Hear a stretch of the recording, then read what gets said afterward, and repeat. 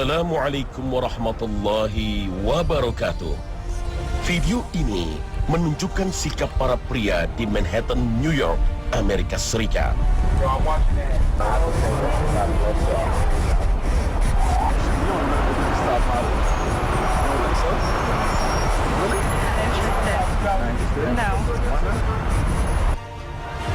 Sekarang lihat, wanita yang sama dengan pakaian tertutup berjalan di lokasi yang sama.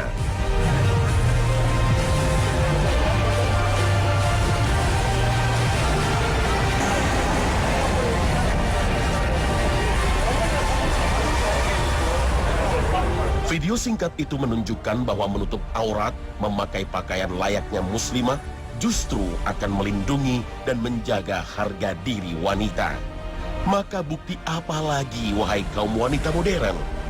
Allah Ta'ala berfirman, "Hai Nabi, katakanlah kepada istri-istrimu, anak-anak perempuanmu, dan istri-istri orang mukmin, hendaklah mereka mengulurkan jilbabnya ke seluruh tubuh mereka. Yang demikian itu supaya mereka lebih mudah untuk dikenal. Karena itu mereka tidak diganggu, dan Allah adalah Maha Pengampun lagi Maha Penyayang." Di negeri Inggris mulai muncul gerakan untuk mengkampanyekan penggunaan hijab. Mahasiswi muslim di negeri Ratu Elizabeth secara aktif memperkenalkan kecantikan dan keanggunan berhijab kepada para wanita non-muslim. Gerakan ini mampu memberikan image hijab melindungi dan menambah kenyamanan dalam berbusana. Para wanita non-muslim merasakan bertambahnya kenyamanan saat berada di luar rumah ketika berhijab. Hukum syariat yang mewajibkan seorang wanita mengenakan hijab menjadi bukti perlindungan Islam atas kemuliaan wanita. Hijab membebaskan wanita dari perasaan risih karena tatapan, siulan, bahkan godaan dari para lelaki. Pemirsa, rahasia kehidupan itu ternyata taat kepada Allah. Dan inilah sajian khazanah hari ini, kemuliaan wanita dalam Islam.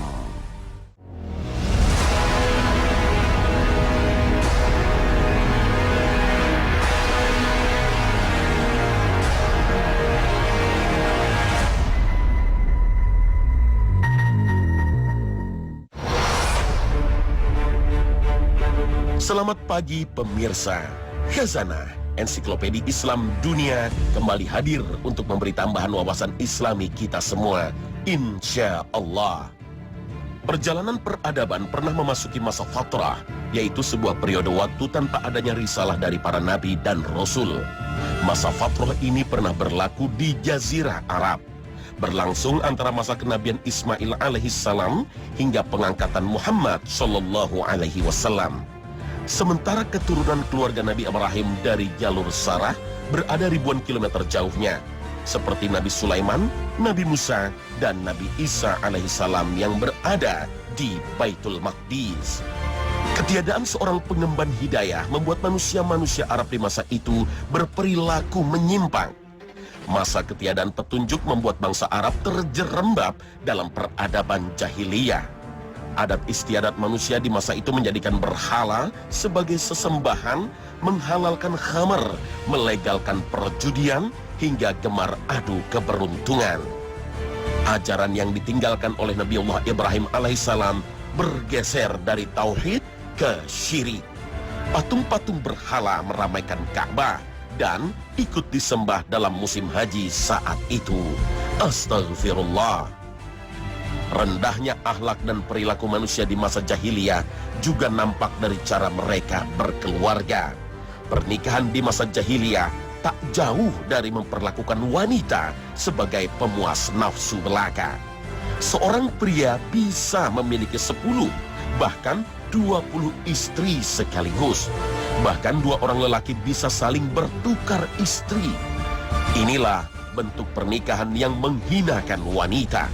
Pernikahan bernama Nikahul Badl. Perlakuan kaum lelaki yang menjadikan wanita sebagai komoditas juga terdapat dalam Nikahul Syigar.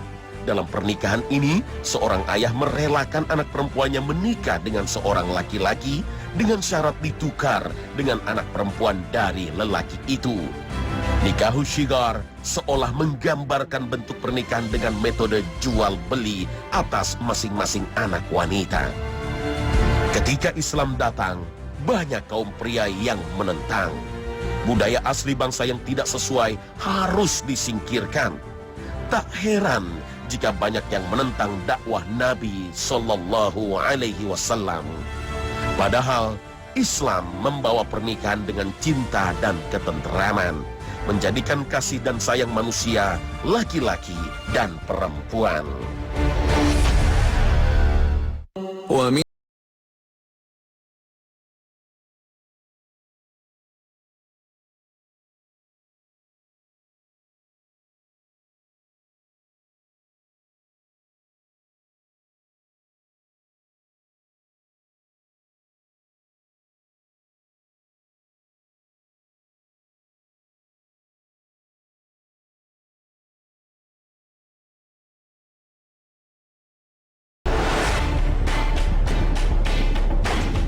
Pernikahan adalah bentuk penyempurnaan agama dan bagian dari ibadah. Jika seseorang menikah, maka ia telah menyempurnakan separuh agamanya. Karenanya bertakwalah kepada Allah pada separuh yang lainnya. Hadis riwayat Al-Baihaqi. Majelis Ulama Indonesia MUI telah menggariskan panduan kepada seluruh muslimah Indonesia akan kedudukannya dalam keluarga.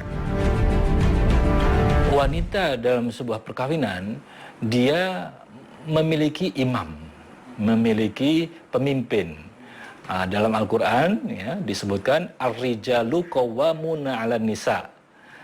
Laki-laki itu adalah pemimpin bagi kaum wanita, yaitu bagi istri-istri mereka. Begitu juga dalam hadis Nabi disebutkan bahwasanya ar-rajulu ra'in li ahlihi wa mas'ulun an ra'iyatihi. Suami itu merupakan pemimpin bagi keluarganya dan dia akan dimintai pertanggungjawaban kelak di hari kiamat. Nah, oleh karena itu istri ya, itu dia harus ikut makmum kepada imamnya, yaitu suaminya, dan dia memiliki hak-hak yang harus dipenuhi ya, dalam syariat Islam oleh suaminya. Seperti dalam hadis Nabi disebutkan ya, hak-hak itu. Yang pertama yaitu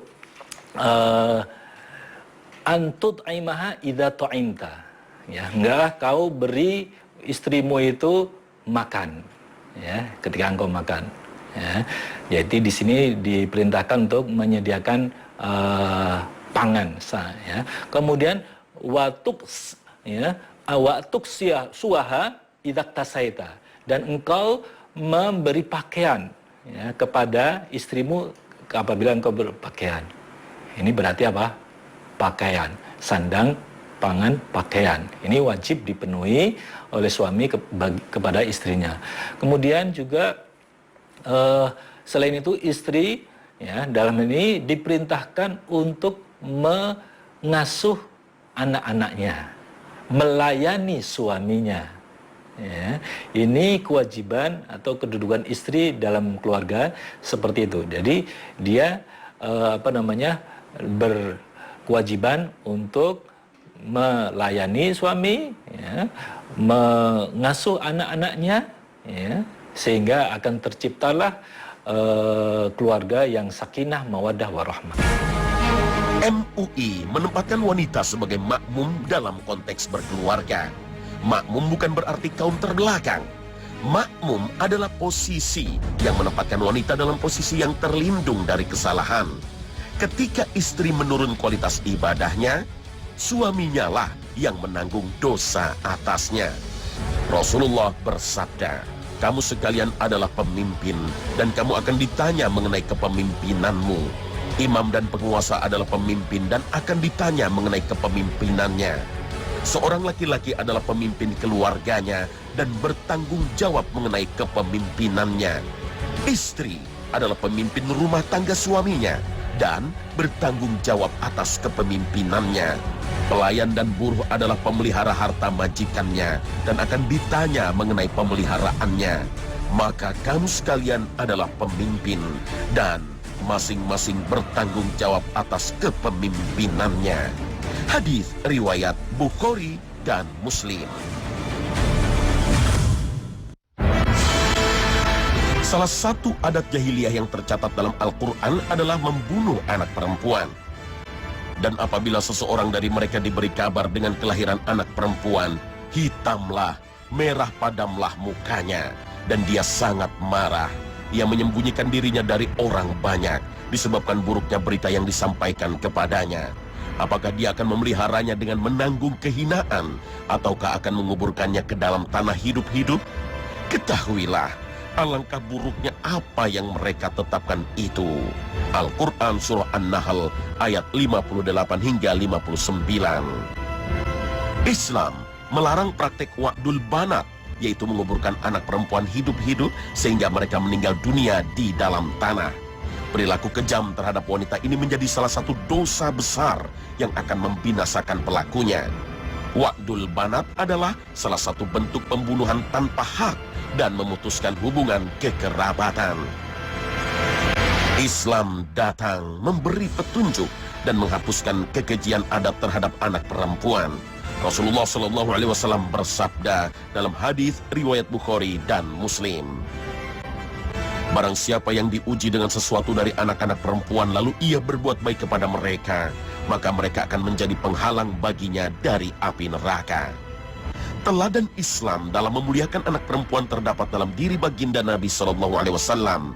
Ummul Mukminin Aisyah radhiyallahu anha berkata, aku tidak pernah melihat seseorang yang lebih mirip dengan Nabi dalam cara bicara maupun duduk daripada Fatimah.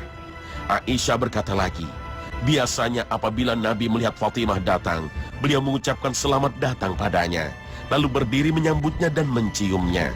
Kemudian beliau menggamit tangannya hingga beliau dudukkan Fatimah di tempat duduk beliau. Begitu pula apabila Nabi datang padanya, maka Fatimah mengucapkan selamat datang pada beliau, kemudian berdiri menyambutnya, menggandeng tangannya lalu menciumnya. Hadis riwayat Bukhari. Islam datang untuk menyempurnakan peradaban yang bersumber pada Al-Quran dan Sunnah Nabi SAW. Islam meniadakan penguburan anak wanita hidup-hidup. Nabi SAW meneladankan pengasuhan anak wanita dengan penuh kelembutan. Semua lelaki yang mampu mengasuh anak wanita dengan penuh kasih sayang, niscaya terhalang darinya siksa api neraka.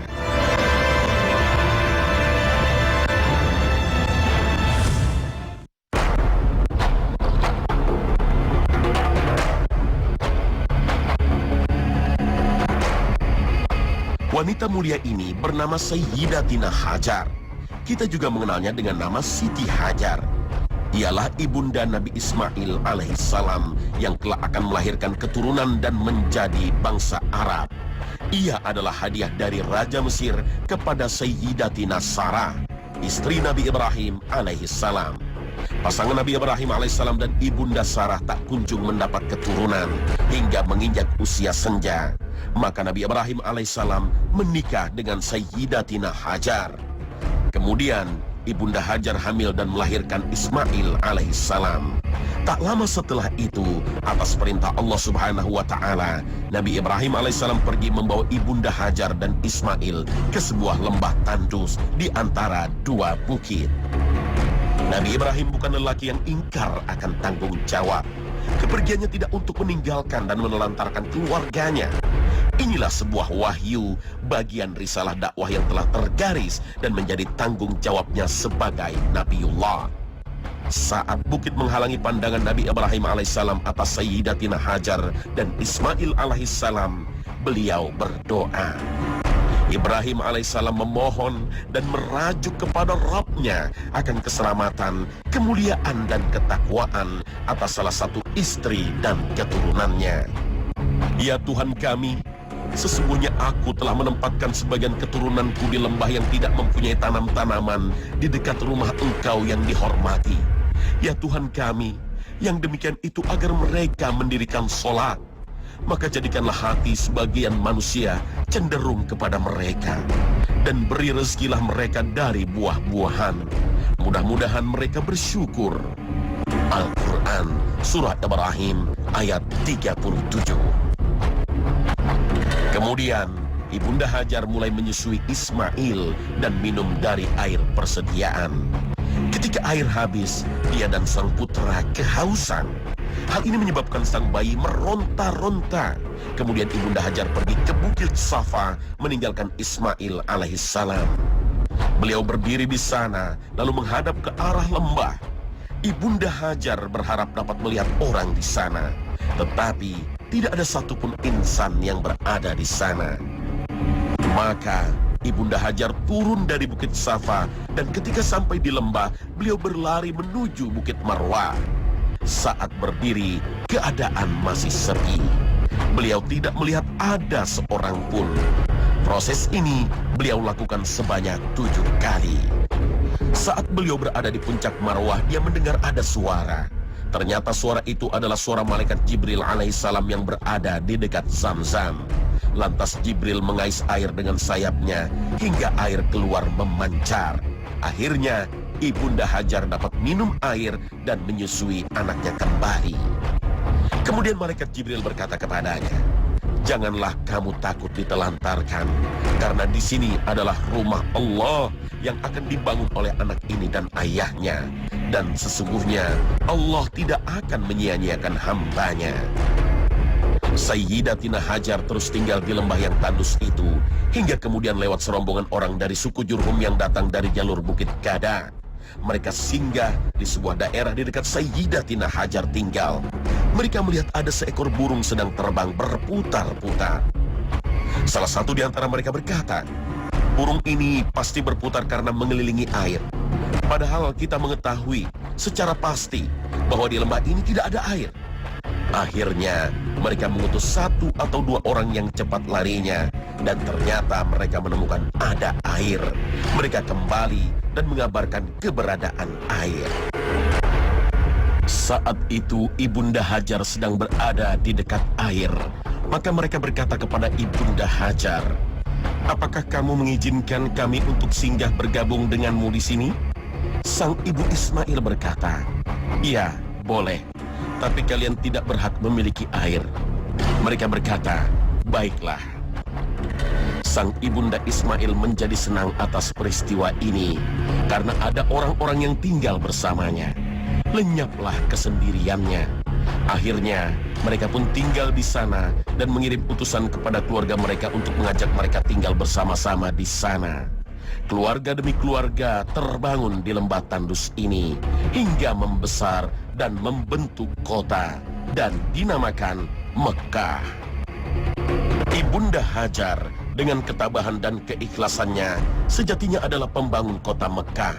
Atas kesabarannya dan upaya tanpa putus asa, muncullah sumber air di sebuah lembah tandus yang mengundang suatu kaum untuk mendatanginya. Kemandirian Ibunda Hajar mendidik sang putra hingga akhirnya membawa keluarganya menjadi rumah tangga pembangun kota suci Mekah.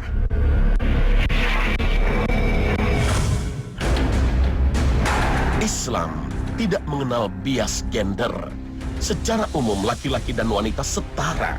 Majelis Ulama Indonesia berfatwa bahwa di mata Allah kedua makhluk ini sama derajatnya. Secara umum laki-laki dan perempuan itu setara. Sama-sama diperintah oleh Allah untuk beribadah kepada Allah. Wa ma khalaqtul jinna wal insa illa liya'budun. Ya. Kemudian juga dalam Al-Qur'an disebutkan bahwasanya man 'amila shalihan min dzakarin aw untha wa huwa mu'min falanuhyiyannahu hayatan thayyibah wa lanajziyannahum ajrahum bi ahsani ma kanu ya'malun. Dalam surat An-Nahl ayat 97. Yang artinya barang siapa ya yang beriman, beramal soleh dari baik laki-laki maupun perempuan, ya, dan dia mukmin, maka kami akan berikan kehidupan yang baik baginya, dan kami akan beri ganjaran, ya, disebabkan apa yang telah mereka perbuat itu. Ini ini menunjukkan bahwa laki-laki dan perempuan sama saja. Kalau dia beriman, beramal soleh, maka dia mata Allah sama.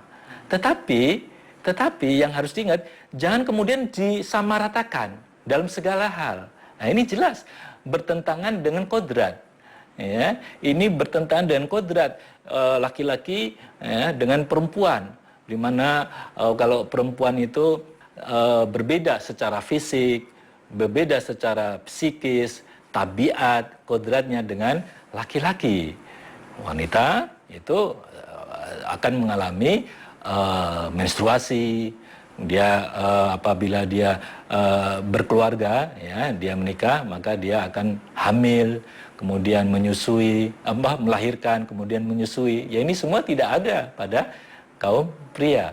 Oleh karena itu tidak bisa disamakan, ya, secara merata. Walaysa dzakaru kal untha dalam Al-Qur'an. Tidaklah sama, ya, laki-laki dengan perempuan itu. Oleh karena itu MUI, ya, dalam fatwanya menyatakan bahwa umat Islam wajib memahami, ya, tentang perbedaan atau kesetaraan laki-laki perempuan ini dalam koridor ajaran Islam. Kesetaraan laki-laki dan wanita dalam Islam tidak lantas mengaburkan esensi kodrat tiap-tiap makhluk. Majelis Ulama Indonesia telah menjelaskan sifat biologis dan psikologis yang berbeda di antara lelaki dan wanita. Wanita tetap harus mendapatkan prioritas agar tidak tenggelam dalam ego dan dominasi laki-laki. Perkembangan peradaban telah menempatkan wanita dengan segala prioritasnya. Berbagai sarana publik telah menyediakan ruang khusus kaum hawa. Mulai dari tersedianya gerbong khusus wanita di kereta rel listrik, ruang wanita di kendaraan busway, hingga penyediaan lahan parkir khusus wanita. Selain menyediakan prioritas bagi para wanita di sarana-sarana publik, Majelis Ulama Indonesia telah menjamin pemenuhan kebutuhan azazi bagi seluruh muslimah Indonesia. Majelis Ulama Indonesia menjelaskan bahwa menempuh pendidikan menjadi hak bagi wanita, seperti halnya para lelaki. Tetapi, inti dari proses belajar adalah mempersiapkan kematangan ibu untuk menjadi madrasah, sekolah bagi anak-anaknya. Pendidikan tinggi tak lantas menjadi garansi bagi wanita untuk berkarir dan meninggalkan tugas utamanya sebagai seorang ibu dan istri. Majelis Ulama Indonesia memperbolehkan wanita bekerja dengan tujuan untuk mencari nafkah ketika ia tak lagi memiliki suami. Bekerja bukanlah sebuah hal yang menjadi hak wanita atas pendidikan tinggi yang ia miliki. Semulia-mulianya wanita ialah yang tinggal di rumah, mengasuh dan mendidik anak-anaknya, serta menjaga harta benda sang suami ketika ia pergi mencari nafkah. Lihatlah potret wanita yang dimuliakan oleh peradabannya. Seorang ratu niscaya lebih banyak tinggal di istana, bukannya pergi melanglang buana untuk berperang atau berdiplomasi. Andaikan ia pergi, pengawalan ketat akan senantiasa menjaga keselamatannya. Ketika Islam menganjurkan kepada wanita agar berdiam diri di rumah, bukan berarti ini pembatasan dan pengingkaran atas kapabilitas wanita dalam berkarir. Anjuran untuk berada di rumah menjadi cara Islam memuliakan dan menjaga wanita dari kerasnya dunia.